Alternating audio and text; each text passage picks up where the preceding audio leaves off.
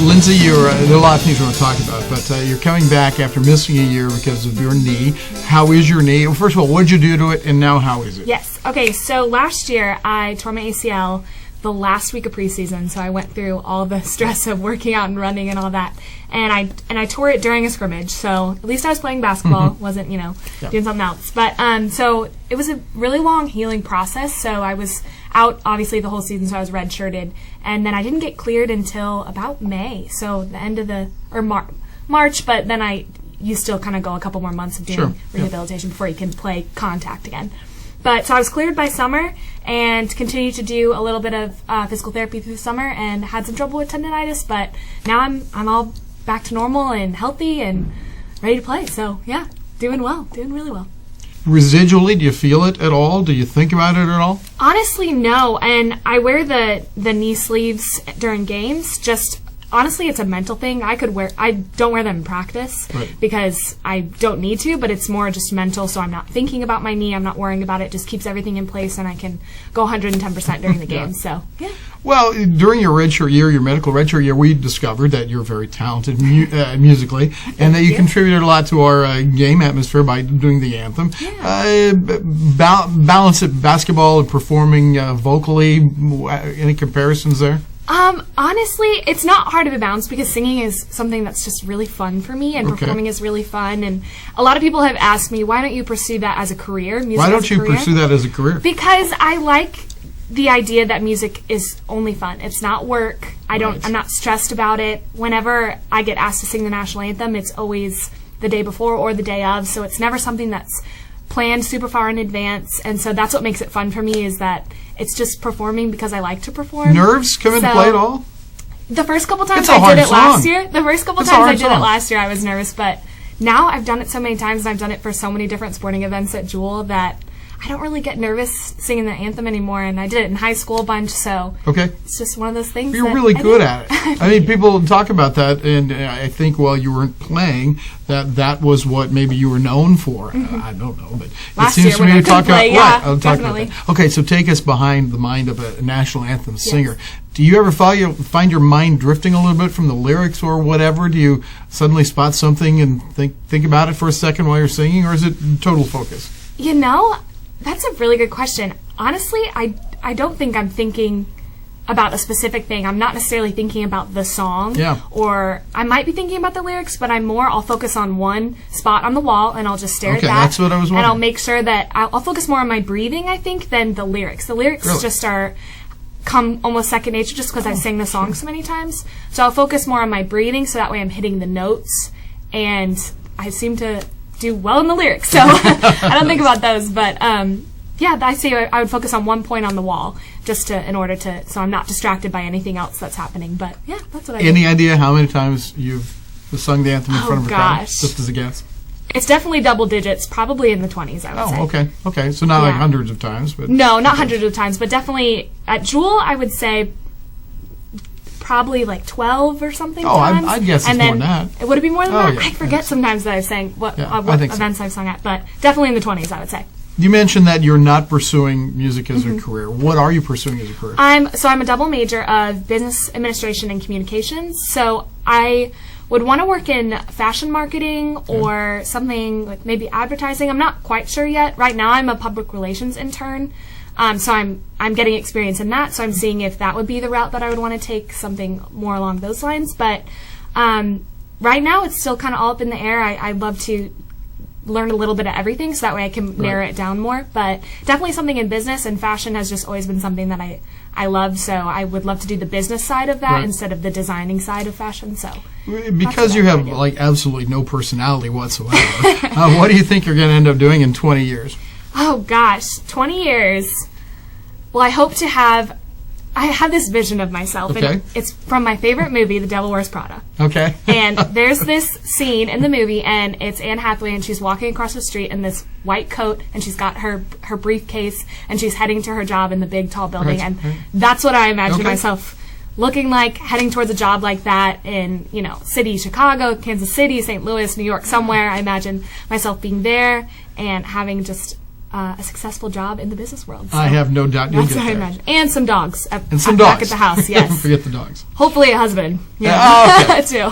Let's talk a little bit about basketball. Yeah. You come back and you play. You don't start right away. And now you are starting. What is your role on this team outside of being a starter, obviously? Yeah. I was coming into this season. I didn't expect to play as much as I am getting now, so I didn't expect to start. So that was a big accomplishment for myself personally, because I always thought I was a good player off the bench. I always would bring a new type of energy into the game when I went in. So the fact that I'm starting now was something that I never imagined would happen this year. So that's been very exciting. But my role, I think that Coach Slominski wanted to kind of just switch up the way that we had been starting since the beginning. Mm-hmm. And I think that even by changing one person, you change the dynamic of the team.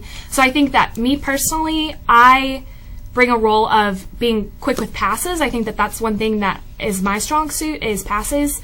So I think that my role would just be bringing in and making the game just a little bit quicker and making sure that you look inside of the post, because being a post player, growing up, and that's all I played was post, is that sometimes the people on the outside, if they haven't previously played that position, sometimes they don't know when to look inside or when there are seals open and stuff. So as being a post player and now playing on the perimeter, a lot of the times I can look on the inside and know when those openings are. So are you playing kind of a 3-4? More like the 4. I think that with more practice, I could maybe be more towards a 3 if I work on dribbling and shooting better and stuff like that. But right now, I'm definitely the 4-5 position. But normally, I play the 4.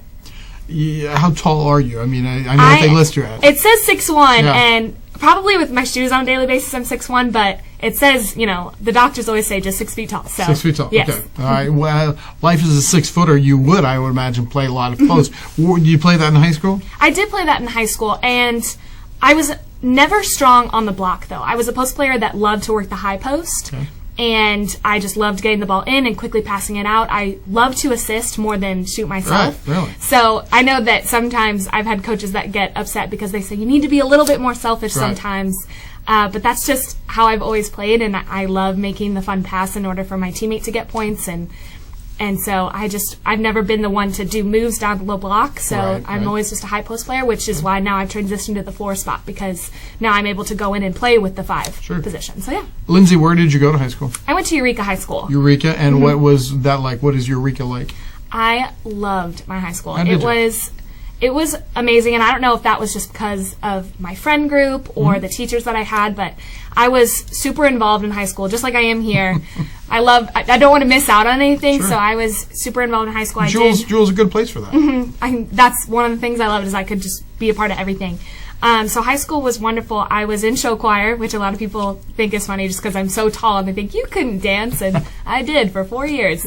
But I did show choir and regular choir, so music was a big part of my life, but I still had the whole aspect of balancing on being in music and then also being an athlete, because I played basketball, soccer, and lacrosse, which lacrosse ended up being really big at my high school, and I switched and did that my junior and senior year. What position you're playing soccer?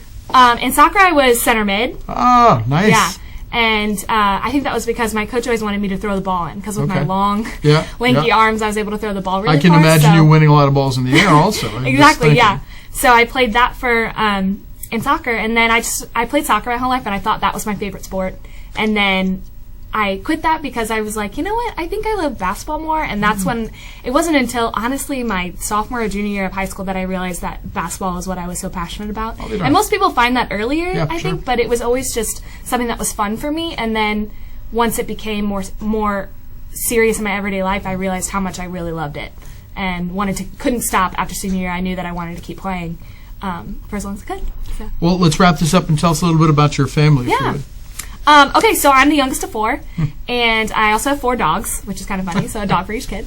And I have 2 older brothers named Sean and Andrew, and an older sister named Whitney. My sister lives in Columbia, so she's close by, and she's come to some games that she can. And my brother Sean graduated from Webster University, and so he, I think, is going to continue and go on to graduate school, but he's still a little unsure on what he wants to do. And then my brother Andrew goes to UMSL, so when we go up to St. Louis and play them, my whole family will be able to come and watch. And my dad is retired. He used to work for Edward Jones. And then my mom's a preschool teacher. So she's been doing that for the past decade at least. Wow. So, yeah, my family is super supportive of me. And I'm the only kid in my family to play college athletics, so that's really fun for my family to log on to the to online and watch. Sure. They watch all the time. So well, good, yeah, good. So. Well, you've been a delight, and thank you for spending you. the time. And I wish we could talk about all of these things more. I love the insight on your singing, though. That was special. So, Thank you. Thank you very much. Yeah, thank you. And we'll be back with more in a moment.